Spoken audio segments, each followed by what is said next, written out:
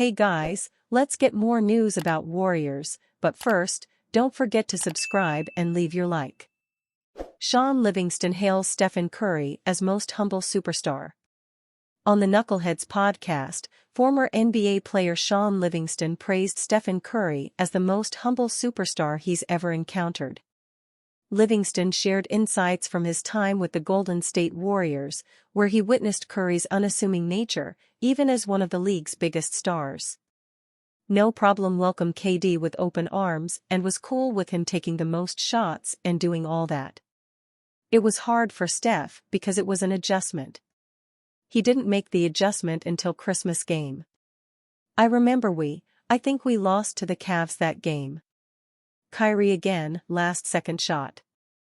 But, Steph, that's the part where you say he's such a nice guy because he is the most humble superstar I've ever been around.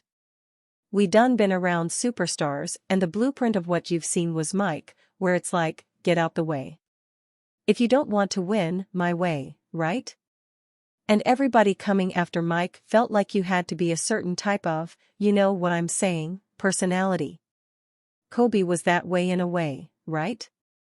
Like, it was the A** whole type of personality. Steph wasn't that way. But he still had that competitive killer instinct on the court, but he's quiet, good dude, well-spoken, right?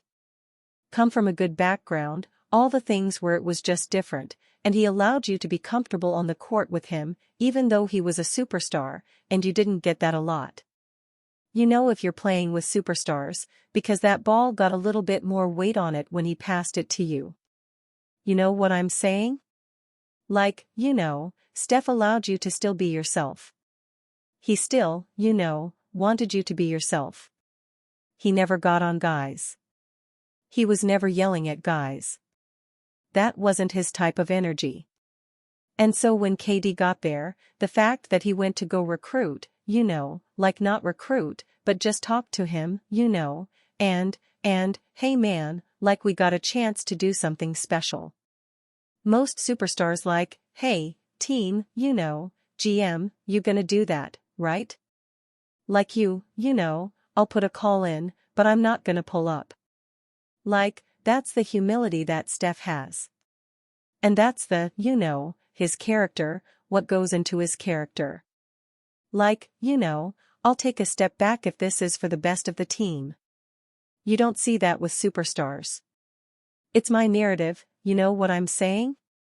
I'm gonna control it the way, because that's what my talent dictates.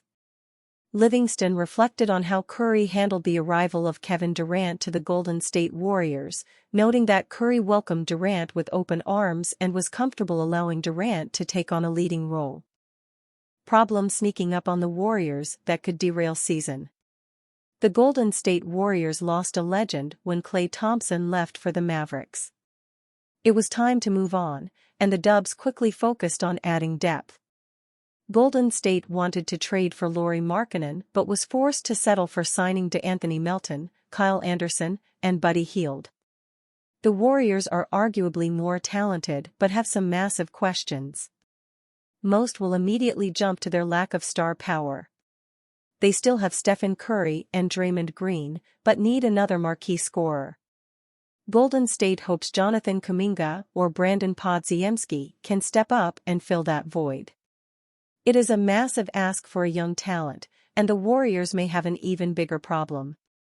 They added 3 players who expect to play significant minutes to a roster with depth.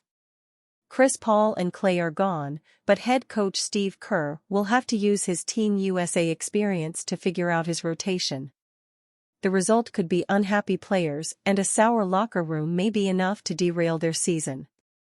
Golden State has 12 players who expect to be in the nightly rotation.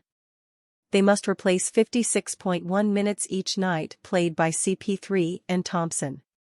Fans could add Saric 17.2 per game to give them 73.3 to split between the newcomers, but that assumes nobody wants more run than last season. Stephen Curry was the only player on the Warriors roster who got more than 30 minutes every night in 2024. Draymond is the second highest returner at 27.1. Only 5 players coming back got more than 17.5 as Kerr played 7 more than 26.3 minutes per game. The Dubs have 5 players in contract years, including Jonathan Kuminga and Moses Moody.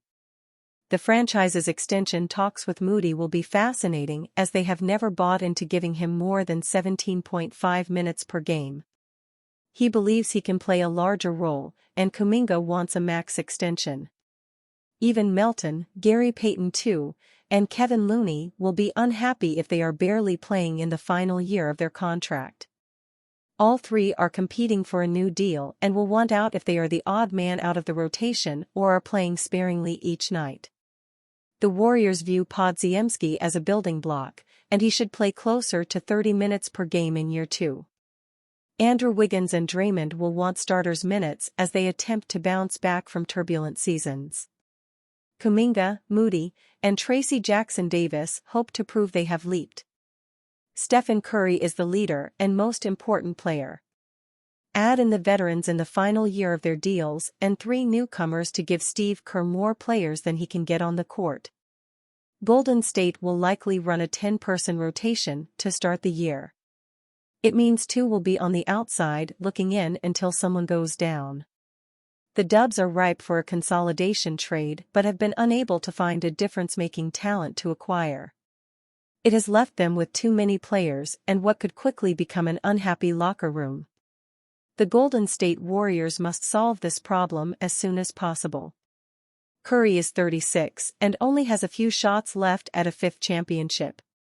The Dubs cannot afford to waste one with a misshapen roster, but it appears to be trending that way with just over 1 month remaining until training camp. Hopefully, Kerr can find a solution and keep everyone happy, but it is a situation to monitor. Paul Pierce thinks there is only one move the Warriors can make to become title contenders. Paul Pierce doesn't consider the Golden State Warriors a serious title contender anymore and thinks that can only change if they make one big move. On the Ticket and the Truth podcast, Pierce and Kevin Garnett were discussing Stephen Curry's future when the former stated the Warriors have to trade for Giannis Antetokounmpo to get back near the top. They don't have a championship team, Pierce said. The only way I see Golden State getting back to where they need to get back to is if they could find a way to get Giannis over there. Garnett wondered if Pierce had some sort of inside information about a move being in the works, but he made it clear he did not. Putting Antetokounmpo alongside Curry would certainly make the Warriors a serious title contender.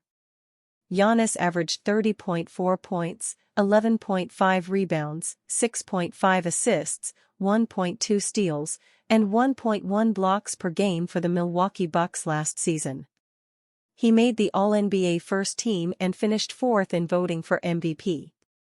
He and Curry, who averaged 26.4 points, 4.5 rebounds, 5.1 assists, 0.7 steals, and 0.4 blocks per game last season, would easily be the best duo in the NBA. The problem, though, is that I don't think the Warriors will be able to put together a good enough package to land Antetokounmpo if he ever asks for a trade. The 8-time All-Star is under contract through the 2027-28 season, for which he has a player option, so he won't be available for pennies on the dollar. The only valuable trade assets the Warriors have apart from Curry are Jonathan Kuminga and Brandon Podziemski. I don't think any package that revolves around those 2 youngsters and draft picks would be enough to land Antetokounmpo or any other top star in the league. It's why I think the Warriors are somewhat stuck in NBA purgatory now. They are never going to be bad enough to get a top draft pick with Curry on the roster, but at the same time, aren't good enough to compete for titles. Last season was a great example of that, as the Warriors finished with a 46-36 record and missed the playoffs after being beaten by the Sacramento Kings in the play-in tournament. They need to get in another star to push them back near the top, but don't have the means to get one. And you, fan? What do you think of the situation of Paul Pierce? Leave your opinion in the comments.